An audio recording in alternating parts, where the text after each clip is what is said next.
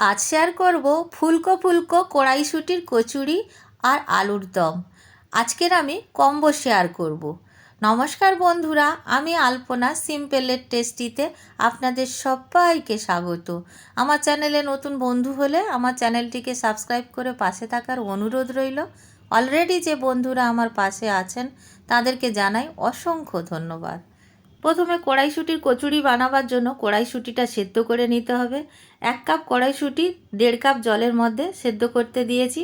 ঢাকা দিয়ে লো ফ্লেমে রেখে দেব। যতক্ষণ সেদ্ধ হচ্ছে এখানে আমি 4টে সিটি দিয়ে প্রেসার কুকারে আলু সেদ্ধ করে রেখে দেব।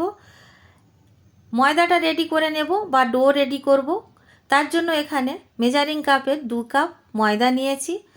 দিয়ে দেব স্বাদ অনুসারে লবণ ময়দার সাথে খুব ভালো করে প্রথমে মিশিয়ে নেব। এখন দিয়ে দেব রিফাইন্ড তেল 2 টেবিল চামচ। তেলটা দেওয়ার পরে ভালো করে ময়াম দিয়ে নিতে হবে।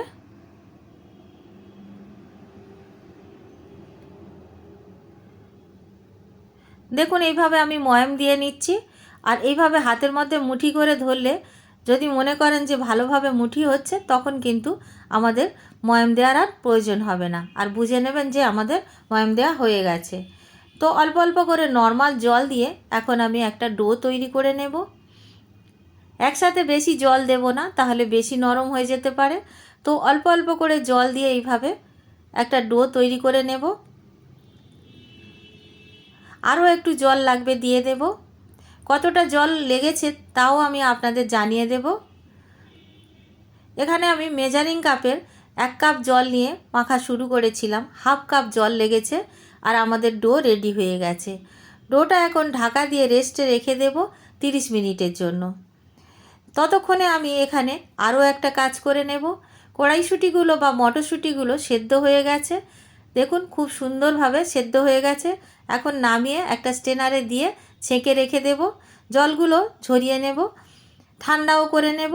এখানে আলুটা একেবারে ঠান্ডা হয়ে গেছে। তো আমি প্রেসার কুকারটা খুলে দেখে নেব আলু ঠিক করে সেদ্ধ হয়েছে কিনা। দেখুন ভালো মতো আলু সেদ্ধ হয়ে গেছে। আলুগুলো আমি একটি প্লেটের মধ্যে তুলে নিয়ে ছাড়িয়ে নেব।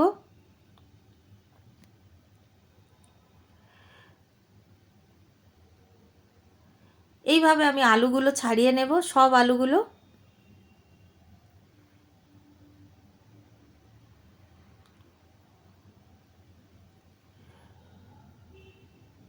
তো আমি সব আলুগুলো ছাড়িয়ে নিয়েছি। এখন আমি গ্যাস জ্বালিয়ে কড়াই বসিয়ে দিয়েছি। দিয়ে দেব 2 টেবিল চামচ সর্ষের তেল। এই আলুর দমটা আপনারা যে কোনো কুকিং অয়েল দিয়ে করতে পারেন। আমি এখানে সর্ষের তেল দিয়ে করছি, আমাদের বাড়িতে এই রান্নাটা সর্ষের তেল দিয়ে হয়। তো তেলটাকে খুব ভালো করে গরম করে নিয়েছি। এখানে ফোড়নে একটা তেজপাতা ফাটিয়ে দিয়েছি, 2টো শুকনো লঙ্কা, 1/2 চা চামচ গোটা সাদা জিরা দিয়েছি। সামান্য একটু নাড়াচাড়া করে নিয়ে এখন আমি দিয়ে দেব এখানে আলুগুলো, যে আলুগুলো আমি ছাড়িয়ে রেখেছিলাম। আলুগুলো দেওয়ার পরে ফোড়নের সাথে খুব সুন্দর করে ভেজে নিতে হবে। এইভাবে যদি ফোড়নের সাথে আমরা আলুগুলো প্রথমে ভেজে নিই, ফোড়নের ফ্লেভারটা আলুর মধ্যে চলে যাবে। তো এইভাবে সেই জন্য ভেজে নিতে হবে। হালকা হালকা রং আসতে শুরু করবে যখন, দিয়ে দেব লবণ। এখানে আমি স্বাদ অনুসারে লবণ দিয়ে দিলাম। যতটুকু লবণ আমাদের লাগবে এই রান্নাতে পুরোটাই কিন্তু এখনই দিয়ে দিয়েছি। তাতে কি হবে, নাড়াচাড়া করতে করতে লবণটা আলুর মধ্যে চলে যাবে। তো আমি এখন দিয়ে দেব পেঁয়াজ। এখানে আমি 2 টেবিল চামচ পেঁয়াজ রেখেছিলাম, বাটা পেঁয়াজ দিয়ে দেব। 1/2 চা চামচ রসুন বাটা দিয়ে দেব, 1 চা চামচ আদা বাটা দিয়ে দেব। আদা রসুন বাটা দেওয়ার পরে খুব ভালো করে মিডিয়াম আঁচে রেখে কষতে হবে। আর কাঁচা গন্ধ একদম চলে যাওয়া পর্যন্ত কিন্তু কষে নিতে হবে। গ্যাসের ফ্লেম হাই করা যাবে না আর লোতেও করা যাবে না, মাঝামাঝি আঁচে কিন্তু ভেজে নিতে হবে। আর দেখুন আমি এইভাবে ভেজে নিচ্ছি যতক্ষণ না আদা রসুন পেঁয়াজের কাঁচা গন্ধ চলে যায়। এখন আমি দিয়ে দেব শুকনো যে মশলাগুলো। হলুদ গুঁড়ো দেব 1/4 চামচ, লঙ্কার গুঁড়ো 1/2 চা চামচ, জিরার গুঁড়ো দেব 1/2 চা চামচ, ধনের গুঁড়ো দেব 1/2 চা চামচ। এখানে আমি 1/2 চা চামচ করে জিরার গুঁড়ো দিয়েছি, ধনের গুঁড়ো দিয়েছি। পরে একটা ভাজা মশলা দেব, তার মধ্যে কিন্তু জিরা ধনে আছে, সেজন্য অল্প অল্প করে দিয়েছি। আর এইভাবে ভালো করে কষে নেব। লো টু মিডিয়াম আঁচে রেখে এই মশলাগুলো কষে নিতে হবে। হাই ফ্লেমে রেখে মশলাগুলো দেওয়া যাবে না, তাহলে পুড়ে যেতে পারে।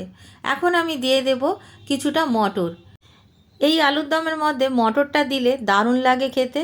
তো মটর যদি থাকে আপনাদের কাছে অবশ্য করে দিয়ে দেবেন, আর না থাকলে মটর ছাড়াই বানিয়ে নেবেন, কোনো অসুবিধা হবে না। এখন আমি দিয়ে দেব জল। এখানে আমি গরম জল ব্যবহার করছি।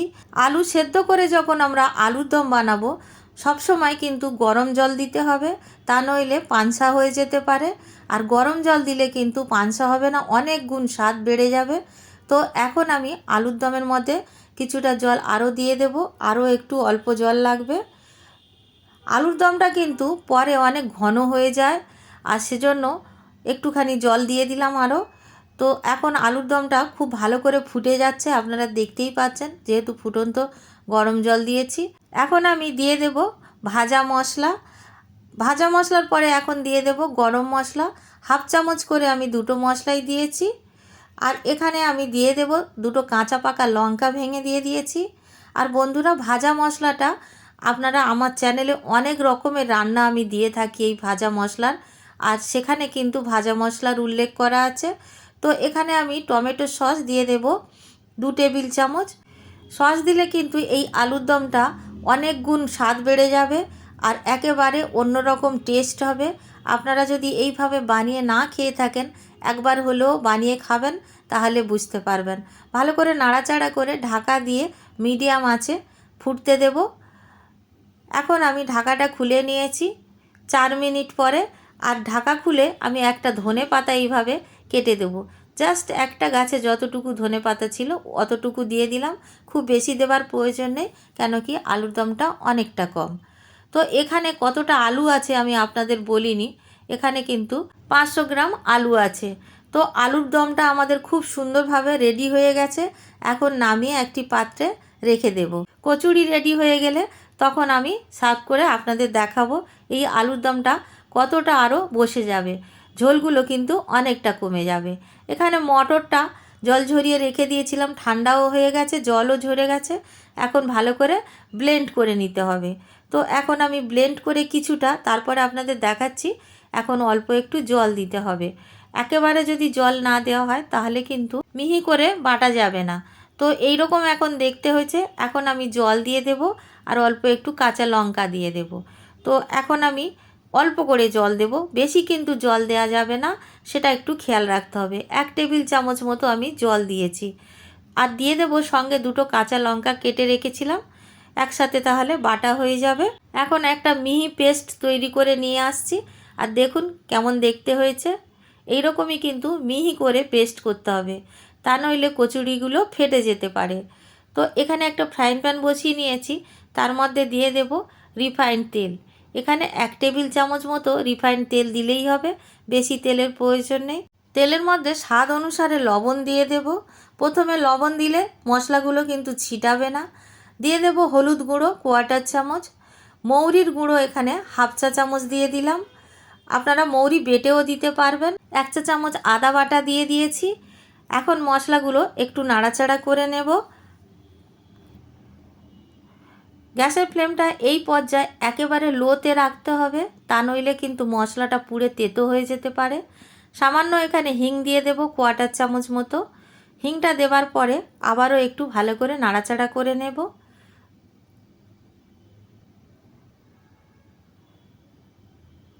এখন আমি দিয়ে দেব কড়াইশুঁটি আর কাঁচা লঙ্কার পেস্ট একসাথে যে করে রেখেছিলাম।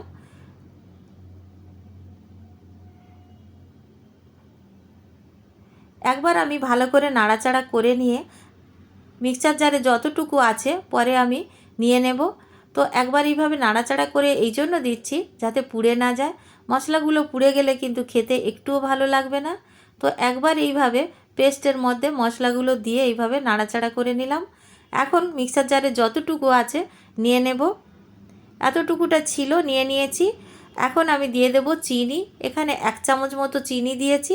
আপনারা পছন্দ না করলে চিনি নাও দিতে পারেন, বা একটু কমিয়ে দিতে পারেন, যেমনটা আপনারা পছন্দ করবেন। বেশি যদি মিষ্টি মিষ্টি পছন্দ করেন 2 চামচও কিন্তু দিতে পারেন। যাদের যেমন খেতে ভালো লাগে তেমনভাবে বানিয়ে নেবেন। চিনিটা দেওয়ার পরে ভালোভাবে এইভাবে নাড়াচাড়া করতে করতে একেবারে ময়েশ্চারগুলো শুকিয়ে নিতে হবে। একটুও যেন ময়েশ্চার না থাকে বা জল না থাকে। এই রকমই একদম শুকনো একটা ডোয়ের মতো তৈরি হয়ে যাবে। তো এখন আমি দেখিয়ে দিচ্ছি যে কিভাবে আপনারা নাড়াচাড়া করলে খুব সুন্দরভাবে রেডি হবে। এইভাবে সমানে কিন্তু একটা খুন্তি দিয়ে এইভাবে ফ্রাইং প্যান বা কড়াই যার মধ্যেই করুন এইভাবে চাপতে থাকবেন, তাহলেই দেখবেন উল্টাতে পাল্টাতে এইভাবে সব ময়েশ্চারটা চলে যাবে। তো দেখুন আমি একদম রেডি করে নিয়েছি। এখন আমি নামিয়ে নেব।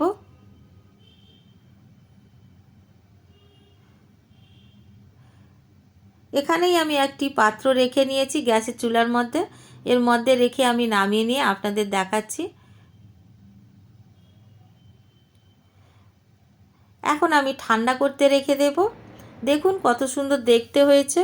আর এখানে আমি ডোটা চেক করে নেব যে কতটা নরম হয়েছে, কতটা সফট হয়েছে। এতটা সফট হয়েছে যে দেখে বুঝতে পারছেন। এই রকমই কিন্তু সফট ডো তৈরি করতে হবে, একেবারে নরম না আবার একটুও শক্ত নয়। তাহলে কি হবে, আমরা যখন বেলবো তখন কিন্তু ফেটে যেতে পারে বেশি শক্ত হলে। বেশি নরম হলেও কিন্তু অসুবিধা হবে। আমি যেমনভাবে বানিয়েছি ঠিক এইভাবে বানিয়ে নিলে পারফেক্ট কচুরি তৈরি হবে। আর এইভাবে আমি লেচি কেটে নিয়েছি, আর লেচিগুলোকে এইভাবে হাতের মধ্যে দিয়ে গোল গোল করে একটু চ্যাপ্টা করে সব লেচিগুলো রেডি করে নেব, তাতে আমাদের পরবর্তীকালে কাজ করতে সুবিধা হবে। তো সবগুলো আমি এইভাবে করে নিয়েছি। এখন কড়াইশুঁটির পুরটা ঠান্ডা হয়ে গেছে। দেখুন এখন আমি কড়াইশুঁটির পুরটা দিয়ে সবগুলো লেচির মধ্যে দিয়ে রেডি করে নেব প্রথমে। তো দেখুন আমি কিভাবে রেডি করছি। এইভাবে একটা বাটি মতো তৈরি করে নিতে হবে লেচিটাকে, আর অল্প অল্প করে এইভাবে কড়াইশুঁটির পুর দিয়ে দিতে হবে। আমি যেভাবে বানাচ্ছি আপনারা বানাবেন, খুবই সহজ আর খুবই টেস্টি একটা পুর তৈরি হয়েছে। আপনারা যদি কখনো বানিয়ে খান তাহলে বুঝতে পারবেন এইভাবে পুর বানিয়ে কচুরি করলে কতটা টেস্টি হয়। তো আমি এইভাবে আরও একটা দেখিয়ে দিচ্ছি। যেমনটা আপনারা পুর পছন্দ করবেন বা যতটা আপনাদের মনে হবে যে দেওয়া যাবে ততটাই দেবেন। বেশি দিয়ে দিলে আবার ফেটে বেরিয়ে যেতে পারে, আবার কম দিলে টেস্ট হবে না। তো সেই জন্য একটু নিজেরা বুঝে দিয়ে দেবেন। আর এইভাবে হাত দিয়ে একটু প্রেস করে করে চাপটা মতো করে নেবেন, তাহলে দেখবেন বেলার সময় খুব সুবিধা হচ্ছে। তো এইভাবে একইভাবে আমি সবগুলো রেডি করে নেব। আমি এখানে যতটা পুর বানিয়েছি ততটা কিন্তু ময়দাটা নিয়েছি। তো আমি 1 কাপ কড়াইশুঁটি নিয়েছি আর এখানে 2 কাপ ময়দা নিয়েছি, একটুও কিন্তু বাঁচেনি বা বেশি হয়নি। তো এইভাবে যদি আপনারা মাপটা ঠিক রাখেন একটুও কিন্তু কোনো কিছু নষ্ট হবে না বা কম হয়ে যাবে না। তো দেখুন আমি একটুখানি তেল লাগিয়ে রিফাইন্ড তেল দিয়ে বেলে নিচ্ছি। এইভাবে লেচিগুলো বেলে নেব, খুবই সহজ আর কত তাড়াতাড়ি বেলা হয়ে যাচ্ছে। তো এখন আমি এইভাবে বেশ কয়েকটা বেলে নেব।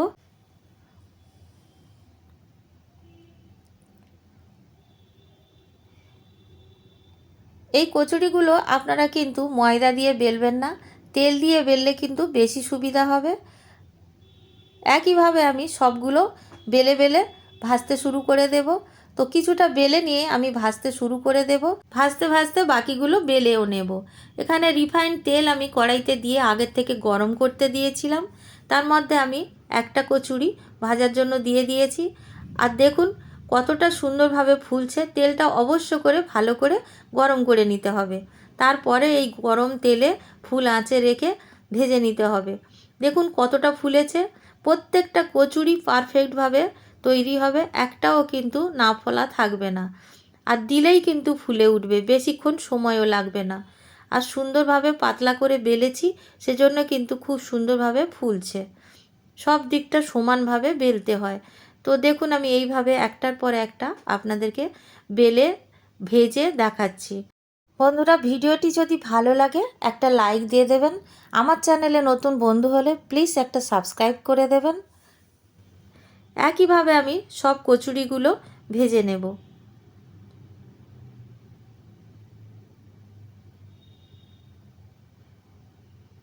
এইভাবে যদি কচুরি বানান, আপনার কচুরি বানাতে কিন্তু বেশ মজা লাগবে।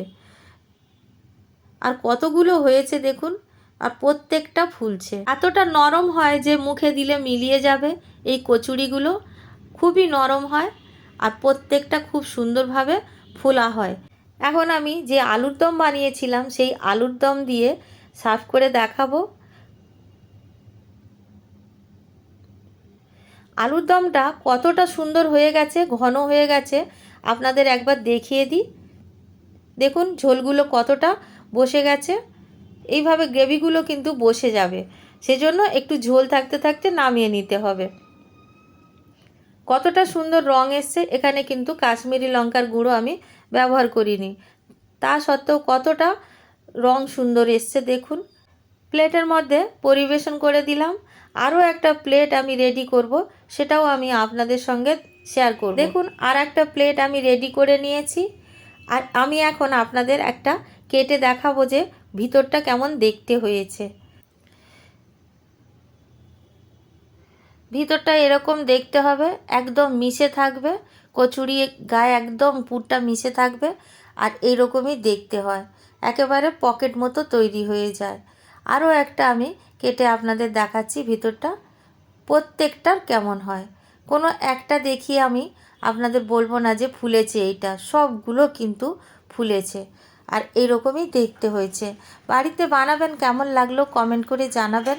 রেসিপি যদি ভালো লাগে একটা লাইক দিয়ে দেবেন। আমার চ্যানেলে নতুন বন্ধু হলে সাবস্ক্রাইব করতে ভুলবেন না যেন। আজকের এই পর্যন্ত, দেখা হবে পরের ভিডিও নতুন কোনো রেসিপির সঙ্গে। সুস্থ থাকবেন, ধন্যবাদ, নমস্কার।